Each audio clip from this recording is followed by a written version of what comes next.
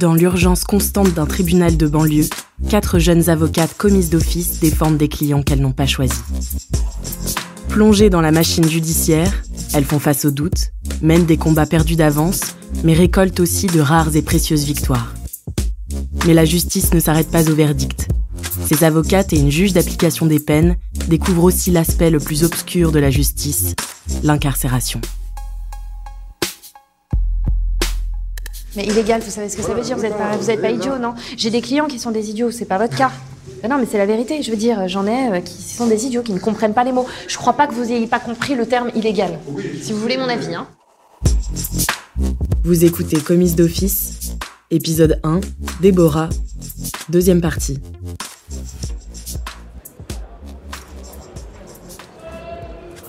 Ça fait 2 ans. 2 ans d'instruction, 2 ans où on essaye de préparer correctement ses assises. Déborah, avocate. J'arrive pas à me dire que d'ici quelques semaines, on va vraiment savoir combien il va devoir rester en prison. Premier procès aux assises, J-8. 2 ans que j'essaye de lui faire entendre raison sur certaines choses, que j'essaye de le faire avancer. C'est moi qui vous ai dit de parler de ça. Mais c'est pas grave, monsieur, ça fait juste 2 ans et demi que je vous dis qu'on va tout axer là-dessus. Je commence à avoir de gros doutes. Ça, faut vraiment faire... Non, mais expliquer, et c'est très important. D'accord ? C'est ça, on m'a dit de jouer sur ça. C'est-à-dire, c'est des gens que j'ai cassés à chaque fois que les gens ils venaient à la charge. Vous imaginez donc une fille d'à peu près de l'âge de votre fille, monsieur, qui serait chez un ami à vous, qui aurait 20 ou 30 ans de plus qu'elle. Vous trouverez normal qu'elle ait une relation avec lui ? Non. À qui vous en voudriez ? Vous estimeriez que c'est votre fille la responsable, monsieur ? Non, je vais te dire, À quel moment vous pourriez imaginer que ce soit votre fille ? Vous diriez au mec, c'est pas grave, t'as bien fait d'avoir une relation avec ma fille de 15 ans ? Non, je dirais pas que c'est... Vous auriez pas envie de le tuer, franchement ? Non.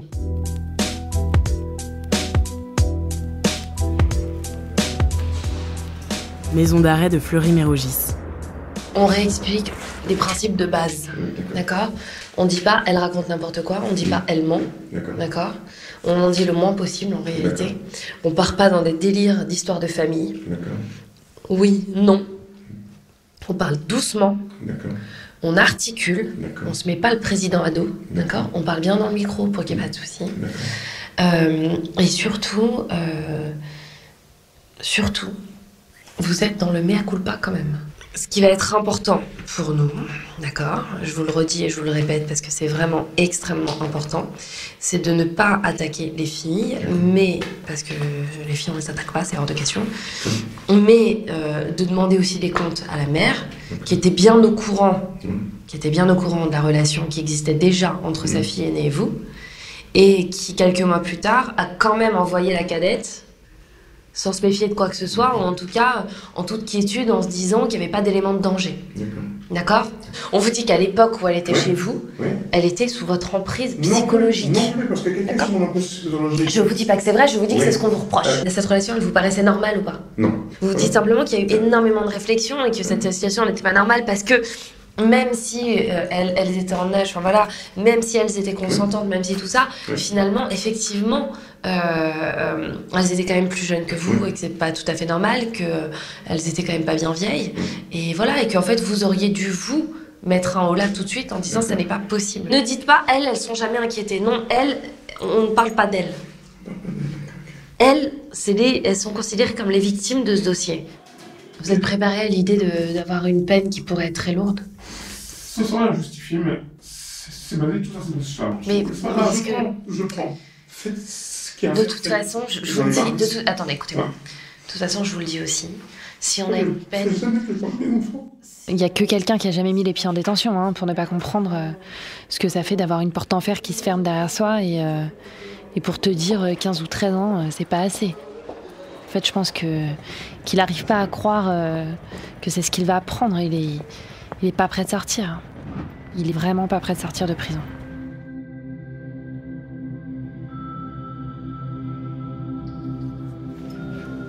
Cabinet de Déborah. Premier procès aux assises, J-8. Toi, ton but, c'est quoi? D'axer surtout sur quoi? De passer à une peine en dessous de 10. Oui, au-delà du but de la peine, évidemment, mais après sur ton axe de défense.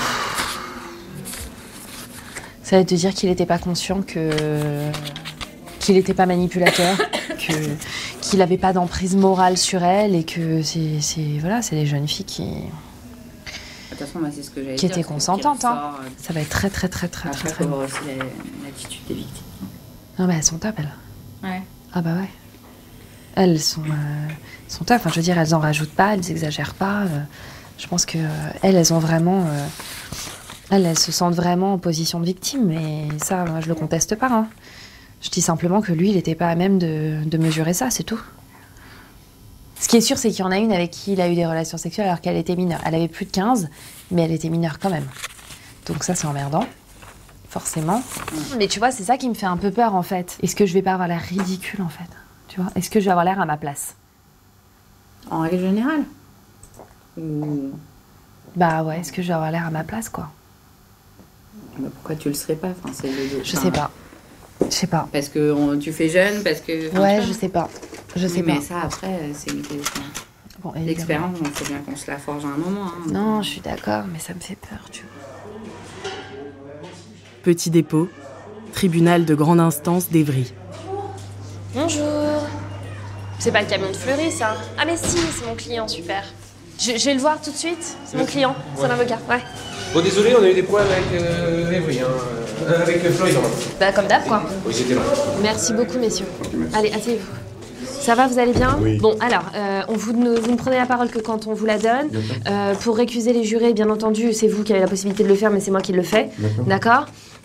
Aujourd'hui, ça va être la personnalité. Donc, on se concentre sur la personnalité. On ramène pas trop tout à soi. On est bien d'accord? Vous mangez pas de bonbons pendant les assises, ça me paraît très évident. Non. Ni pour la gorge, ni pour rien. Quand C'est la première fois que j'ai un client qui encourt autant en réalité. La première fois que j'ai vraiment un client qui encourt autant de prison et c'est aussi la première fois que j'ai un client qui a des côtés adorables mais qui est totalement ingérable. J'ai 10 jours de pression à tenir, 10 jours à me dire que je vais devoir être extrêmement vigilante à tout ce qui va pouvoir se dire, tout ce qui va pouvoir se dire en audience et tout ce que lui va dire. Parce que de toute façon, on va refaire intégralement le dossier, quoi. Tout va vraiment se jouer à ce moment-là. Bon, allez, on y va parce que...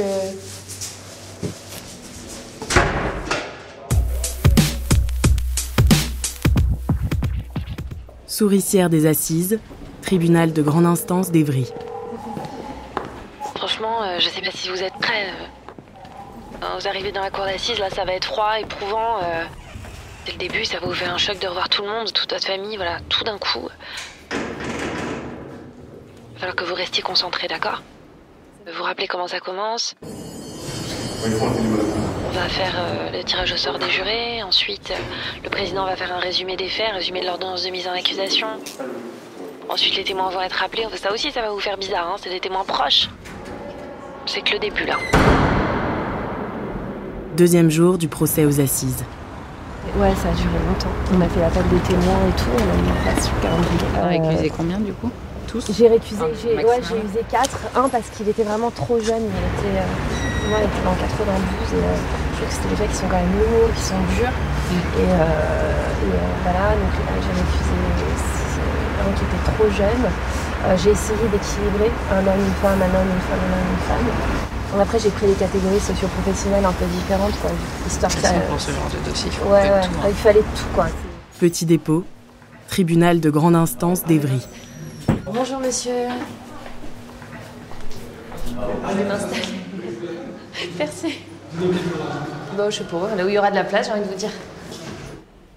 Putain, quel abruti, ce mec. Merci. Bah non, c'est pas... Non, c'est pas vous. Je suis désolée, mais c'est pas mon client. Ah, c'est vrai? Ah non. Ah, ouais, c'est vrai. Bonjour. Ça a été la nuit? Bien. Cet après-midi, c'est toute la famille qui vient témoigner. Et après, vous serez interrogé normalement vendredi. D'accord. Assez longuement sur les faits. D'accord? Il faut vraiment prendre des notes sur certaines incohérences, par exemple ce qu'ils disent, tout ça, avec des dates, tout ça, vous êtes attentifs. De toute façon, aujourd'hui, un peu plus cool. Enfin, un peu plus cool. Non, c'est pas, ça sera pas plus cool parce que, en fait, c'est surtout, voilà, ça va être beaucoup des témoignages qui vont être là. Et puis, faudra les prendre aussi avec un petit peu de recul parce que forcément, c'est, comment on appelle ça? C'est la famille, donc Oui. je pense qu'elles vont vous en mettre plein la gueule. Hein. Je préfère vous prévenir. Vous réagissez pas, vous rigolez pas. Je peux pas parler. Non, je peux pas parler. Ben non, parce que vous prenez les notes, mais vous aurez la parole vendredi, c'est ça. Ok. D'accord, mais vous réagissez pas sur le moment, vous ne dites rien, vous rigolez pas comme ça, rien.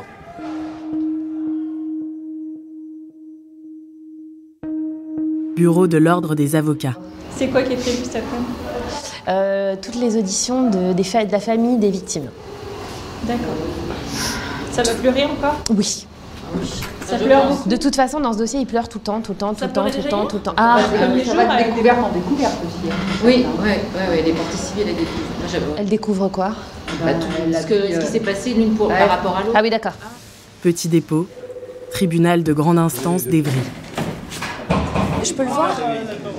Vous êtes? C'est pas son avocate. Merci. Bonjour. Asseyez-vous. Si vous vous mettez à pleurer, vous arrêtez de parler. D'accord. Ok. Parce que c'est pire que tout. D'accord. Ça exaspère tout le monde. D'accord. Je vous le dis parce qu'on en a fait part. D'accord. D'accord? Donc vraiment, vous parlez doucement, vous faites un effort pour articuler. D'accord. Je pourrais avoir le micro, c'est mieux. Oui, le micro. Ok, je vais demander que vous ayez le micro. On part pas dans des délires et des machins, des trucs. On répond aux questions. D'accord. On n'exaspère pas le président. D'accord. On est bien d'accord? D'accord. Quand on dit que ça a commencé quand elle avait 13 ans, Oui.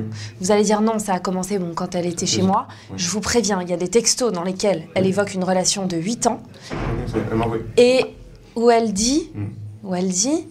j'avais quand même 13 ans à l'époque, et vous lui répondez, et ça vous traumatise pas. Et vous lui répondez, non, écoutez-moi, Ouais. et vous lui répondez normalement. Vous lui dites pas, mais t'es malade, quel 13 ans, pourquoi 8 ans? Vous dites effectivement, et vous dites, oui, c'est vrai, une relation de 8 ans, c'est très important pour moi, je sais pas, vous rebondissez sur les 8 ans. Non, mais je vous le dis, monsieur, parce que c'est dans le dossier, ça. Hein. J'ai pas fait comme ça. Ça, c'est des textos. Ouais. Vous pouvez pas partir du postulat que tout le monde ment sauf vous. Non, pas tout le monde. Mais c'est ce que vous dites. C'est ce que vous C'est pas la dites. vérité, je dis quoi? Vous n'avez pas vu Mais, Nathalie? d'accord, mais vous vous rendez compte qu'en fait, c'est-à-dire que tout ce que les témoins ont dit, vous me dites toujours qu'ils ont menti. Mais c'est... Oui, mais c'est pas possible, monsieur, qu'il y ait 10 témoins qui viennent à la barre et qu'il y ait 10 témoins qui mentent, monsieur. C'est pas possible. Mais vous réfléchissez, monsieur, et vous vous posez la question de savoir si votre perception des choses, c'est la vérité. Alors, quand on va vous donner la parole, vous allez dire quoi? Ce qui s'est passé, ça n'est pas normal. Oui, Ça n'est pas normal. d'accord. D'accord? Mais ce que je veux vous dire, c'est que vous dites, j'ai beaucoup réfléchi ces années en détention, j'ai réalisé qu'effectivement, quand elles étaient chez moi, c'était pas normal. Je savais pas en fait. Que maintenant, vous avez réalisé que ça n'était pas normal, que ce que vous avez, parce que tous les signes pour vous étaient là d'une relation d'amour normale, parce qu'elle venait, parce que vous veniez, parce qu'il y avait des échanges de messages, parce qu'il n'y avait jamais rien de forcé, parce qu'il n'y avait pas de violence, que maintenant, vous réalisez qu'effectivement, ça n'est pas normal. D'accord. Et que s'il y a une faute morale de votre part, ça ne veut pas dire qu'il y a une faute pénale. Vous comprenez ce que je veux dire? En écoutant tout le monde. Mais putain, c'est pas le Je débat, comprends. monsieur. Allez, Est-ce que vous vous rendez compte j'ai pas envie de vous faire dire des choses que vous pensez pas, mais si vous voulez, écoutez, là, cette journée va être cruciale en fait. Cette journée va être cruciale. Franchement, des fois, j'ai l'impression, honnêtement, qu'en 2 ans et demi, c'est comme s'il y avait rien qui avait évolué. Est-ce que là encore, vous avez l'impression, c'est une vraie question là entre nous que je vous pose. Est-ce que là entre nous, vous avez encore l'impression que vous avez vécu une histoire d'amour avec elle? Oui. Mais vous vous rendez compte que ça n'est pas possible de dire ça? D'accord. C'est une vraie question que je vous pose. Pourquoi ça n'est pas possible? Parce que c'est mineure. Premièrement, parce qu'elles étaient mineures. Deuxièmement, parce que vous aviez 23 ans d'écart, même si elles avaient plus de 15. Vous aviez 23 ans d'écart. Et parce que c'était, alors une, votre filleule, et l'autre, c'était la fille d'amis à vous qui vous était confiée pour qu'elle aille au lycée. Vous vous rendez compte de ça? Là, je vous assure qu'au niveau de la peine, j'ai peur parce qu'aujourd'hui va se décider de la peine. Ça veut dire que là, on est à plus de 15, moins de 15. Je vous assure que c'est pas une connerie. Faites-moi confiance. Vous m'avez fait confiance depuis le départ. Faites-moi confiance si je vous dis que s'il y a certaines choses dans votre discours que vous ne changez pas, on sera entre 15 et 20 ans de prison. 4e jour du procès aux assises. Et je peux t'assurer que moi j'ai arrêté parce qu'il me dit des fois, je vais dire ce que vous me dites de dire. Je dis c'est hors de question. Parce qu'au bout de 30 secondes, tu te rends compte que c'est pas possible. Donc, non, mais c'est la vérité. Donc c'est en fait, c'est pire. Il n'est pas calculateur. Non, il n'est pas calculateur. Il n'a pas cette intelligence sociale-là, si tu veux, Attika. Ah bah non, mais de toute façon, Il- il est trop sur de lui, complètement... Ouais, je pense. Il restera encore plein de zones d'ombre. Oui. Bien sûr. De toute façon, on sait toujours qu'on n'a jamais la vérité. On a une vérité judiciaire. Ouais. Moi, j'espère juste ne pas avoir une peine trop lourde. Moi, si j'ai plus de 15, je ferai appel. Ah putain, on est reparti pour un Bah tour, non, c'est- mais moi, je l'ai dit. J'ai dit, moi, si j'ai entre 15 et 20, je ferai appel. Tu crois qu'il a évolué là? Déjà, oui, un peu. Franchement? Un peu. Un peu, ouais. Un peu. Il est déjà capable de dire que ce qui s'est passé n'est pas normal. Ce qu'il était incapable de te dire avant. Ah ouais. Ah là, il va te le dire, ouais. Petit dépôt, tribunal de grande instance d'Évry. Mais moi, je suis votre avocate. Parce que j'ai l'impression que vous entendez pas ça. C'est aussi moi de vous porter la parole de l'accusation. Je dis pas que je suis d'accord ou que je suis pas d'accord. Je dis simplement que là, si on réagit pas sur certaines choses, on sera entre 15 et 20 ans de prison. Je vous le dis. Si vous continuez à avoir ce discours-là, on sera entre 15 et 20 ans de prison. Il y a beaucoup de choses à dire, à faire. Ça, vous me laisserez au moment de la plaidoirie. Si vous faites pas ça, je peux pas le faire à votre place, monsieur. Je vous assure, il faut vraiment que vous réfléchissiez, que vous montriez que vous avez réfléchi ces années de détention. Si vous arrivez exactement le même qu'à l'époque, on ne pourra pas s'en sortir. Il faut qu'on montre qu'il y a quelque chose qui s'est passé dans votre tête. Sortie d'audience. Il a illustré ce qu'elle a dit. J'étais pas idiote, mes questions, je tiens quand même à dire. Elles étaient idiotes, les questions? Non mais vous trop, hein, c'était... Mais merde! Qui m'a traité de manipulatrice quand même. Ah ouais, mais vous avez la gueule alors. À un moment donné, l'escorte, parce que je dis ça suffit. Et même l'escorte, il était prêt à lui faire. Même l'escorte, j'ai cru qu'il allait lui faire taisez-vous. L'escorte, il lui a dit. L'escorte, il lui a dit taisez-vous. Non mais une escorte qui va dire à un accusé tais-toi là, tu t'enfonces. Mais où on est? J'ai 18 ans, je serais heureuse d'avoir 18 ans. Hein. J'ai pas le max, hein. Mais là il va se prendre le max. C'est ça qui est con. Mais quand elle le dit, quand elle le dit et que toutes les trois vous Je comprends quand je me dis j'ai envie de mourir. Mais tu peux rien, tu lui as dit 1000 fois de s'arrêter. Qu'est-ce que tu veux faire de plus? C'est vrai qu'il il paraît un peu. Pitoyable. Non mais complètement fou. Il est fou. Il est fou. Il est coupé de la réalité. Bah oui, il a une psychose. Cabinet de Déborah. On va pas pouvoir commencer par les faits, mais d'abord on va regarder sa personnalité parce qu'on ne pourra pas comprendre les faits. Mesdames de la Cour, mesdames et messieurs les jurés, en défense aujourd'hui, un dossier qui va être à mon sens compliqué. Non, c'est naze, putain, c'est naze. Dernier jour du procès aux assises. Je vais essayer de vous expliquer qui est l'accusé, dans toute sa complexité, la manière dont moi je l'ai vu évoluer ces dernières années, et la manière dont il s'est présenté à vous, et essayer de vous faire dépasser ça et de vous faire dépasser ces impressions d'audience. Vous devrez le juger avec en tête qui il est.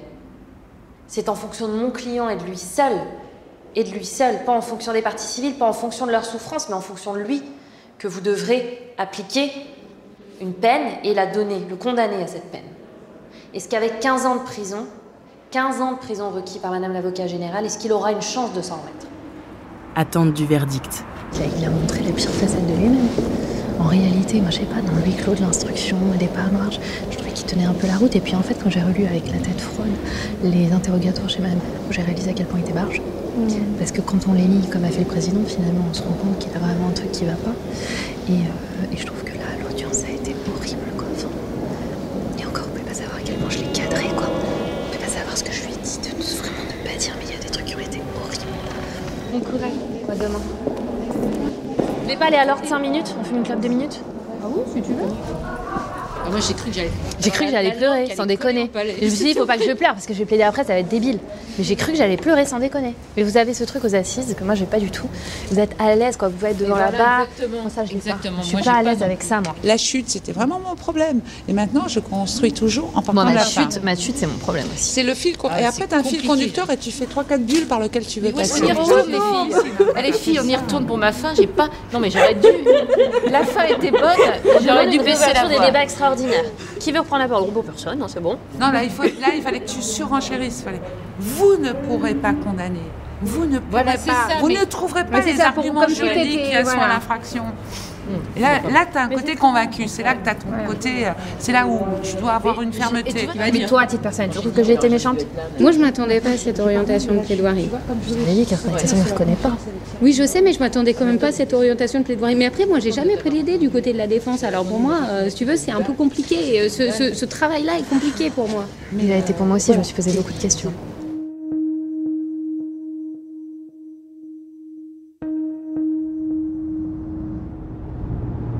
Ça fait 1 mois que je ne l'ai pas vu. Depuis les assises, je ne l'ai pas revu. On a pris 13 ans ferme.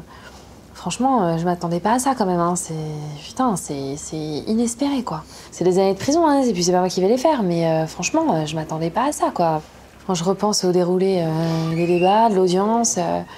Après, je sais qu'il le vit très très mal. Là, mais bon, voilà, moi, ça m'a fait quand même un coup d'apprendre qu'il a fait appel dans mon dos. Il me le dit pas. Déjà, voilà, je pense que c'est tout sauf une bonne idée. Je sais même pas si je vais pouvoir le suivre, moi, sur cette histoire. Maison d'arrêt de Fleury-Mérogis. Je sais pas si j'ai fait le max, j'en sais rien en réalité. Mais en tout cas, on peut pas dire que votre dossier, je l'ai pris à la légère. Non, je ne dis pas ça. On peut pas dire que votre dossier, j'ai pas fait ce qu'il y avait à faire. Ce que vous m'avez demandé de faire, je l'ai fait. Ouais. Les personnes que vous m'avez demandé d'entendre, je les ai entendues. Je les ai fait entendre. Là-dessus, je n'en veux pas. Combien de fois je vous ai dit, monsieur, si vous voulez que je fasse entendre quelqu'un, c'est d'ailleurs dans ce cadre-là. Toutes les questions que je vous ai posées, on les a préparées le matin même. Moi, ça, vous me dites quelque chose là, 5 minutes, je stresse, vous savez. Mais j'entends bien. Mais est-ce que je vous ai posé une question piège ? Non, je vous ai jamais posé de questions pièges. Je ne vous ai posé que des questions que j'avais préparées avec vous, auxquelles je vous avais déjà donné la réponse en avance. Et je vous l'ai pas dit 15 jours avant. Je vous l'ai dit le jour même. Tous les matins, tous les jours, je vais voir, vous interroger, voilà, je vais vous poser ça, vous me répondez ça. D'accord ? Tous les jours. Même si vous êtes rejugé en appel, qu'est-ce que vous voulez ? Vous voulez qu'on vous reconnaisse coupable de rien ?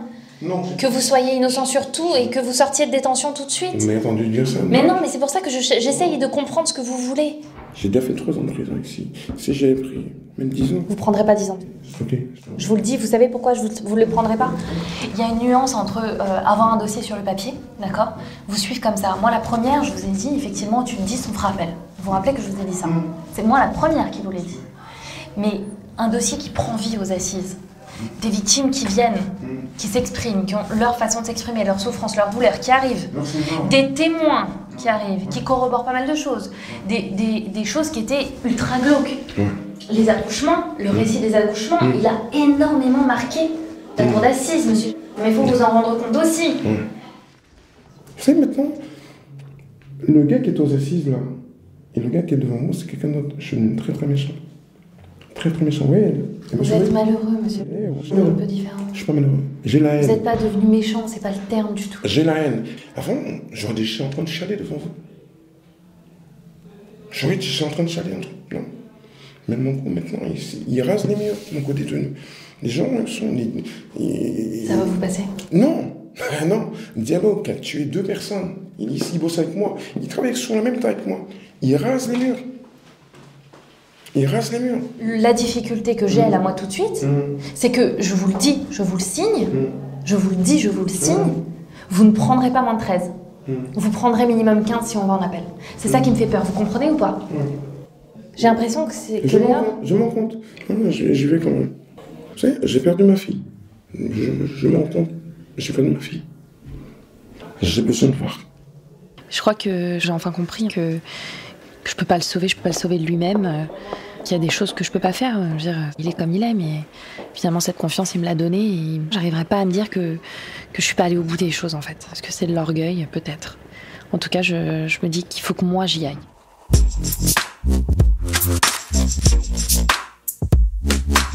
Vous venez d'écouter Commise d'office.